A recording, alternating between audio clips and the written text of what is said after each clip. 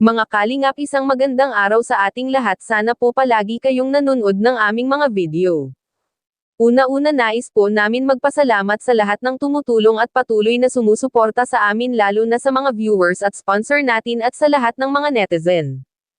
Mga kalingap, huwag po natin kalimutan suportahan ang ama ng kalingap na si Val Santos Matubang at Kalingap Rab para mas marami pa silang matulungan na nangangailangan. Ayon sa ating mga netizen, gusto nila na lahat ng binibigay ni Rab na tulong at lalo na sa pera ay kailangan talaga nila pahalagahan at gamitin sa tama. Panoorin po kung saan ba ginagamit ang pera na binibigay ni Kalingap Rab sa kanila. Nay, yung mga binigay namin, iniipon niyo po, ano? Opo. Ngayon, ito, nagbila akong cellphone, yan may mula mismo sa aking, dito sa kinita natin, sa YouTube channel. At pati itong bibigay kong cash. Anong ginagawa niyo na sa pera na binibigay namin? Tago ko yung iba. Yung iba naman, nagbibili ko ng pang-ulam nila. Ito, Nay.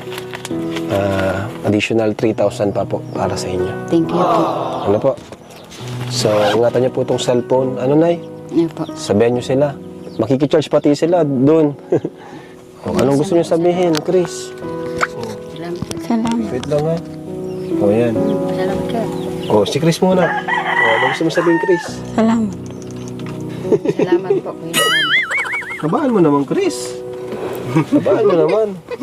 Yun na nga mga kalingap, masaya si Kalingap Rab sa kanyang nalaman sa nanay ng magkakapatid, dahil ang pera pala na binibigay ni Kalingap Rab at ang iba na galing sa mga sponsor ay talaga namang ginagamit nila ng tama at binibili sa pang-araw-araw na kailangan nila. Yan lamang po at maraming salamat sa suporta.